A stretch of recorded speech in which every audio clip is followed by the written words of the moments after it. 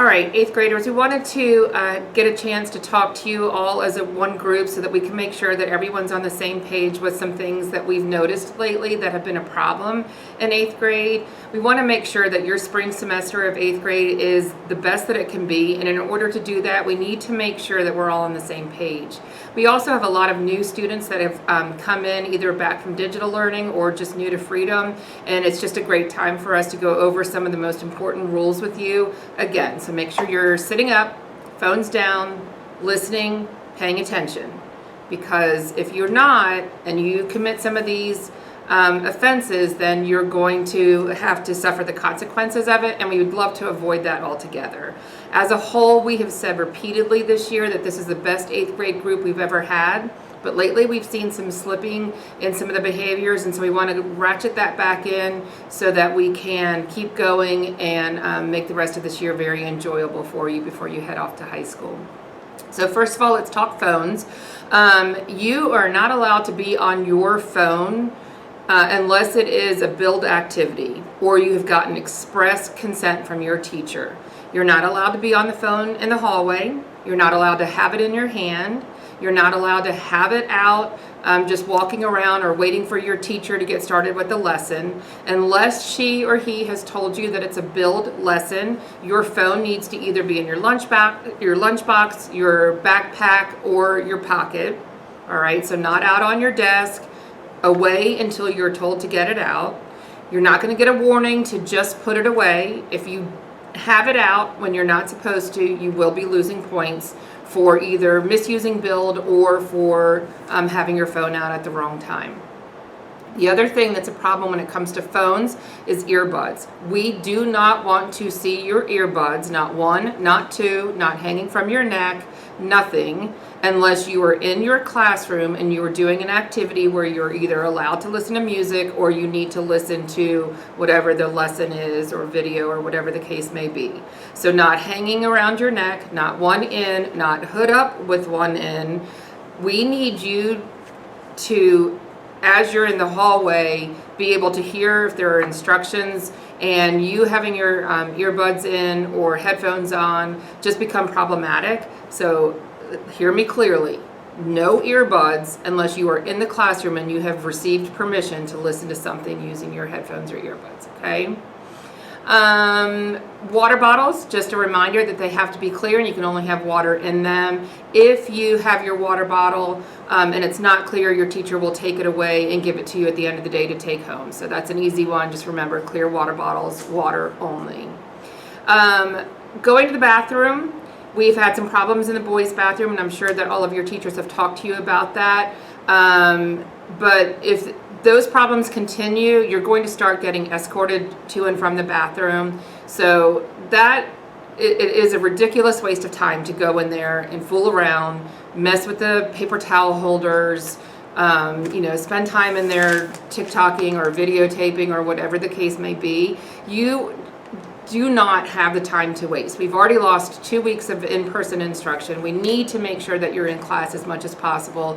Make sure that you are signing in and out in your classrooms for the time that you are going to the bathroom, so that if there's a problem, it will be easy for us to determine who it is. So you cannot leave that classroom without signing in or signing out. And only one person will be allowed to leave a classroom at a time. So if you see that someone else has gotten up to go to the bathroom, don't get up and ask to go right after them. So let's just make sure that we're using the bathrooms for what they're for and that you're not wasting time in there or being destructive. You will lose points, you will be written up, and you will lose those privileges. In the hallway, it's important that you're walking on the right side. We've noticed lately that some of you are walking on the right side and then you'll cut across and walk like the last 20 or 30 feet on the left side. Make sure you stay to the right side the entire way to the classroom that you are going in. No, waiting for your friends in the hallway, no congregating in the hallway. You go from point A to point B. There's no reason for you to stop in the hallway. You don't need to be roaming in the hallway. And if you're out in the hallway when you're not supposed to be, you are going to lose points for being out of area. And the importance of just kind of keeping the flow going so that we aren't wasting, again, time where you need to be in the classroom learning. The next thing I want to talk to you about is dress code. We have seen that some of the boys are continuing to wear shorts that are a little too short. If you are, we will be having you change just like we do with ripped jeans. We have sweatpants in the office that you can put on, or you'll have to go downstairs and call home until someone can bring you something. Again, no holes above the knees. You can't put something behind them after you get caught. If you have holes above the knees, we're going to send you down to call home and make sure you get changed in that. Shirts can't be off the shoulders. It's a school rule, it's a county rule. Make sure you're following that. So no shirts off the shoulders, make sure you have something on over that. Absolutely no crop tops. We don't want to see any more of you than we absolutely have to, quite frankly. And we will be taking points off for dress codes. So make sure you're dressing appropriately. Wear all of your cute stuff and your short shorts when you're at home on the weekend, but not in school, not the place for it. The last thing I want to talk to you about is first and second load students. First of all, make sure you're leaving the classroom when you're supposed to leave. If you're a car rider, you need to leave immediately when they call you. We've seen some students going down to car rider 5, 10, 15 minutes later than they're supposed to. It doesn't matter when your parent pulls up to the car rider line. You're supposed to be dismissed at 4 o'clock and downstairs waiting for car rider right when you're dismissed. First load, you go when you are called, and second load as well. If you are caught not in the right area or leaving with the wrong load, you're going to lose points.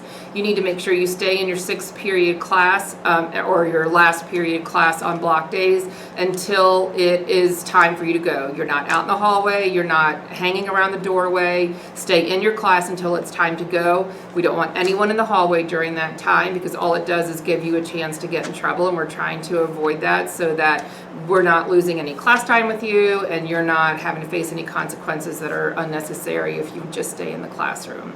So it's time to kind of button things up, make sure that you're doing what you're supposed to be doing, and make sure that the rest of this year is a really good one, and make sure that we end on a good note and that we send you off to high school ready for high school. Go ahead and take your earbuds out now. Now, phones down. No earbuds, no phones.